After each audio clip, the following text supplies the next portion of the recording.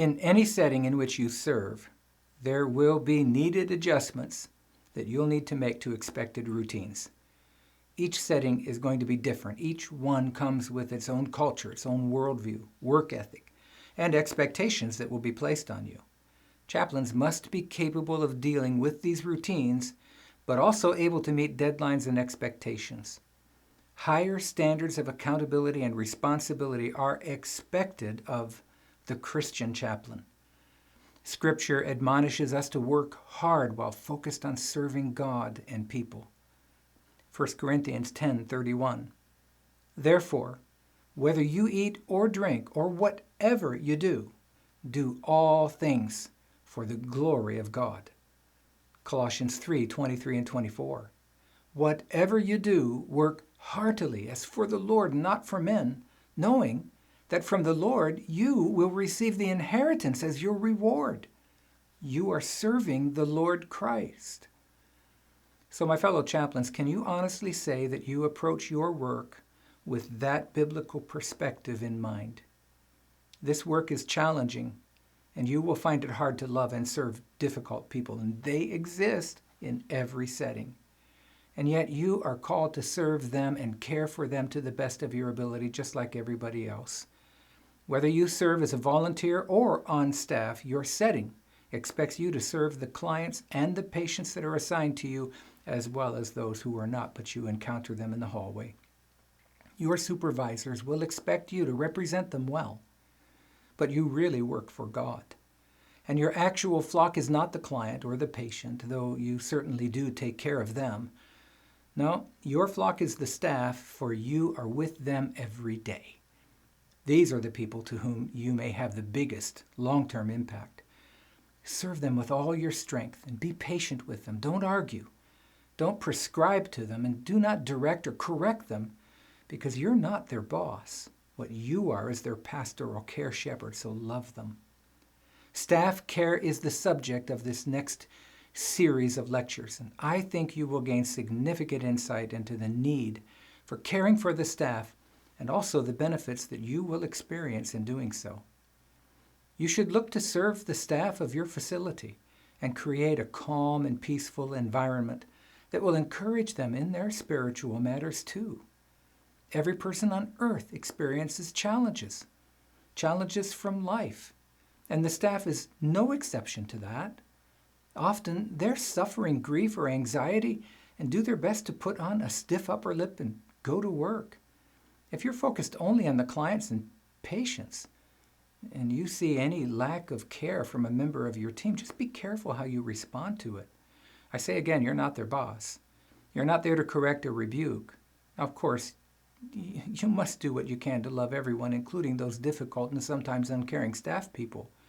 And you have the pastoral authority and even responsibility to point out areas of improvement, especially if abuse is present, and report your observations to the appropriate people. But at the end of the day, their work belongs to them, and it is not your responsibility to direct them on what to do, like as if you were their supervisor.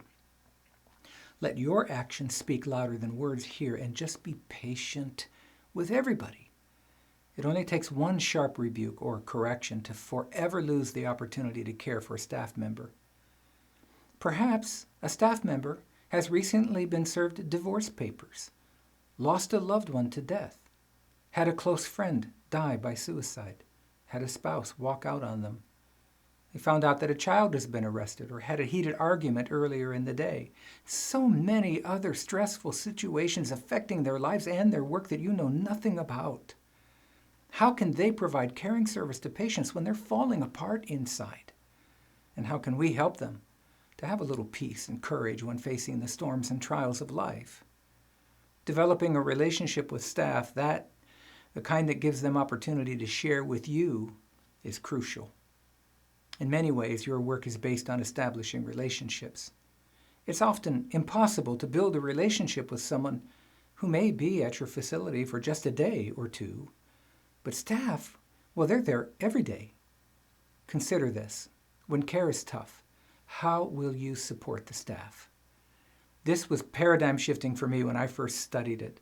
Implementing the techniques that we'll share in these lectures completely changed and enhanced my relationship with staff. It created some very special friendships that continue to this day. This should be a valuable series for your chaplain career, and I hope you will take lots of notes. So what will you learn? Well, how to be an agent of peace in the midst of chaos. You will learn meaningful rituals that staff will appreciate. The need for staff care. Resources to use in providing staff care. Building relationships with staff, especially those who are particularly difficult to work with. That requires time and consistency and effort.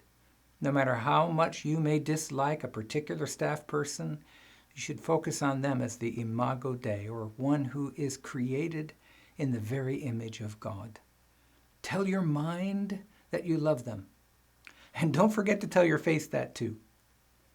You'll learn about staff relationships, which are built over time. It's not unusual for your caring presence to be, unappreciated until you've invested time in each staff person consistently for maybe a year or more. And the effort will pay dividends, though, I promise. The people you and the staff serve are typically available for short periods of time, but the staff is there for the long haul. Again, view the staff as members of your flock and make them a priority for your spiritual care. This is going to pay lasting dividends if you do this work well. Most people who enter the caring professions, like clinical health care, for example, they do so because they care for people and they want to help. When they begin their career, it's usually with a starry-eyed vision of a job that will fill them with joy. But the reality is the work quickly becomes overwhelming and very stressful. The people they serve are suffering, and the empathy these people helpers have can cause numerous emotional responses. So the list of symptoms that can be experienced by almost all clinical staff include things like compassion fatigue, burnout, vicarious trauma, spiritual distress, moral distress, and exhaustion. The staff in every setting too often neglect themselves. Self-care becomes a priority for their longevity in their setting, and this is where a caring chaplain can make the greatest contribution. A chaplain becomes a source of encouragement. We are an anchor of peace during a storm. A chaplain is a calm, reassuring presence that helps the staff deal with their distress in positive ways. Therefore, your own self-awareness and your own practice of spiritual disciplines must be an imperative. Why? Well, because, as we've said many times now, to bring peace, you must be at peace. To bring calm, you must be calm. We help to reconnect them with their original purpose. We help them find meaning and improve their own spiritual health. We help them talk it out so they can find a way to deal constructively with the stress and experience the joy in the work that they thought that they would have at the beginning. Now, new doctors serving as interns have particularly high demands. The old school of thought seemed to produce a sort of Hell Week mentality, like that used for special forces or some pledge at a fraternity in college. These interns are expected to work 80 or more hours a week with up to 36 straight hours of little or no sleep at all. This is both harsh and extremely stressful and, in my opinion, unnecessary. But it's changing, finally. In 2011 and 12, the graduate medical world began to adopt revisions to these expectations. That's a good thing, I think. The truth is that all staff in every setting will experience a wide range of stress-causing events. The workload is often way more than they expected it to be, and you'll find that to be true for you too. Dealing with all the death, dying, and suffering causes spiritual and emotional pain. The pressure is unrelenting, it's constant, and it robs people of their joy and sucks the peace right out of them. You are the shepherd, the keeper of the sacred presence who ushers in peace during everyone's storm. Most chaplains, myself included at first, focus their attention on the clients, constituents, or patients, and we largely ignore the needs of the staff and volunteers. The stress created in every setting is rather significant, and the chaplain can become a sort of relief valve when that pressure builds. But it only works if you have established a relationship. Those who work in the prison system can certainly attest to the challenges of the workplace and the stress that everyone there is under. But it's the same for first responders, police and fire, disaster response, crisis management, even church ministry, the workplace or corporate settings, and many others. They're all stressful. And in all cases, staff and volunteers will be an important part of your mission and ministry, so serve them to the best of your ability, and you'll be rewarded greatly.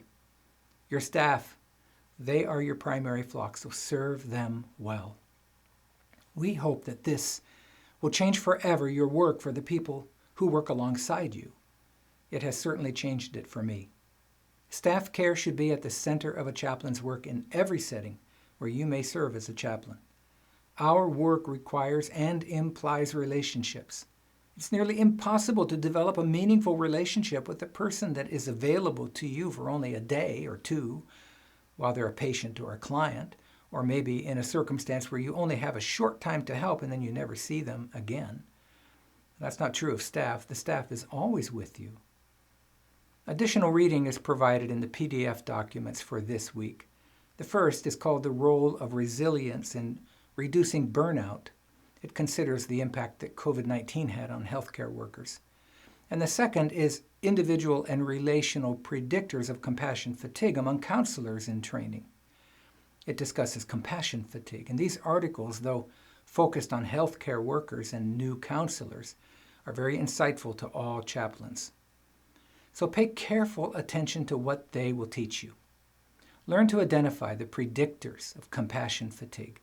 Learn to recognize the signs of compassion fatigue, and when you begin to notice it, you'll see it all around you. Perhaps one of the most important and measurable impacts that you can have in your setting is in the area of staff retention. Because if you do your work well, satisfaction and peace should increase. As you influence them, the tendency to quit a job might be impacted, reduced. And know this for certain. If you can demonstrate higher staff retention and lower employee turnover to the HR department, you'll be in with them. Even if they have no faith at all, your work here can lower cost and increase their bottom line.